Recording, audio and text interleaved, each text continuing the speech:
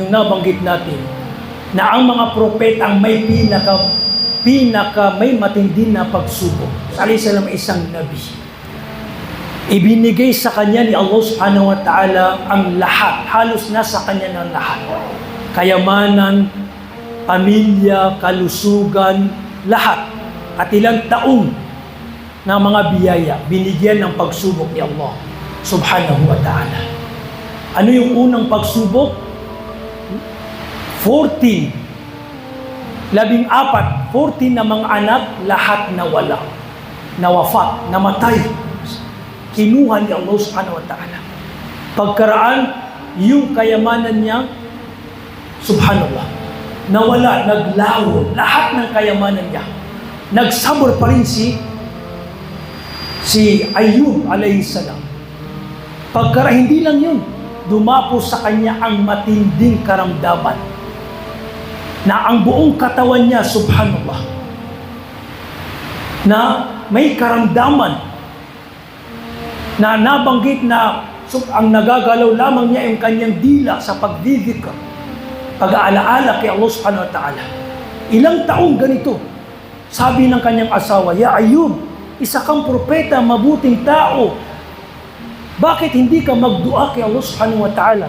Sabi ni Ayub, ilang taon tayo na nasa biyaya, dapat ko rin tiisin itong mga pagsubok, subhanallah. Hanggang sa dumating yung punto na kailangan ng magdua. Hindi nagreklamo si Ayub, nagdua lamang siya. Nagdua siya. At ito yung punto natin, yung dua. Sabi ni Ayub alayhi salam, wa Ayub idh nada rabbahu anni massani ad-dur wa anta arhamur rahimin. Sabi niya ni Allah sa Quran, nang si Ayub ay tawagin niya ang kanyang Panginoon, "O aking Panginoon, dumapo sa akin ang karamdaman, wa anta arhamur rahimin, at ikaw ang pinaka mahabagin sa lahat ng mahabagin, naaawa."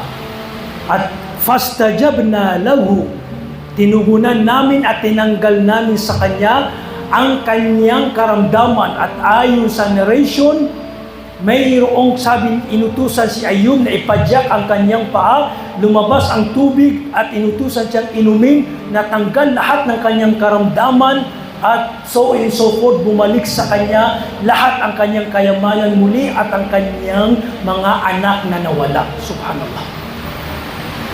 Ganon din si Yunus alayhi salam, na noong dumating sa punto na binigyan din siya ng pagsubok ni Allah subhanahu wa ta'ala hinggil sa pagdadawa, dahil hindi niya natiis yung mga ginagawa ng kanyang mga pamayanan.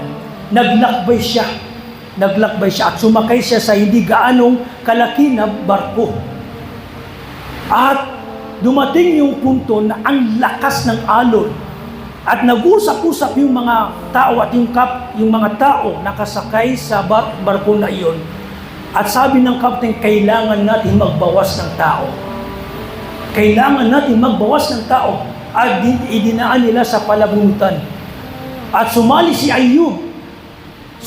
Yunus alayhi salam. Kahit hindi nila gusto, pero subhanallah, kailangan sumali si Yunus.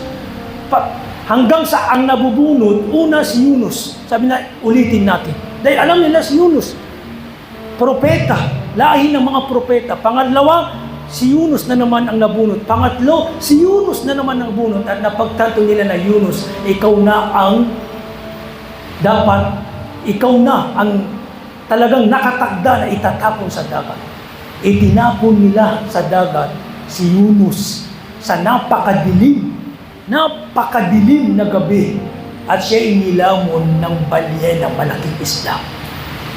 Pero inutusan ni Allah subhanahu wa ta'ala ang balyena yun na huwag durugin ang katawan ni Yunus. At nang magising si Yunus sa loob ng tiyan ng isda na ito, inaakala niyang siya ay namatay, pero humihinga pa rin. At dito nahimasmasan si Yunus sa kanyang nagawa, sa kanyang pagkakamaling nagawa. At nagdua siya, nagsujud siya kay Allah subhanahu wa ta'ala.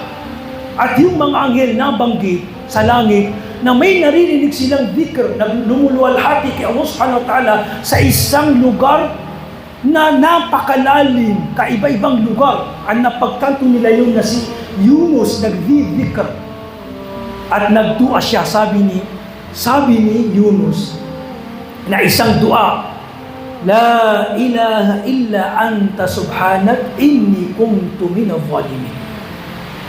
La ilaha illa anta, wala nang ibang Diyos maliban sa iyo, ya Allah. Kaluwalhatian sa iyo, tunay na ako ay kabilang sa mga nagkakamali, nagkakasala. Sabi ni Propeta Muhammad sallallahu alaihi wasallam, sino mang ibilang niya ito sa kanyang dua ay hindi tatanggihan ni Allah subhanahu wa ta'ala itong dua na binigkas ni Yunus. La ilaha illa anta subhanak inni kuntu minadh-dhalimin. Bilang pagpupuri kay Allah subhanahu wa ta'ala at pagtanggap sa ating kamalian. Kabilang yan sa mga dahilan ng katanggap-tanggap na panalangin kay Allah subhanahu wa ta'ala.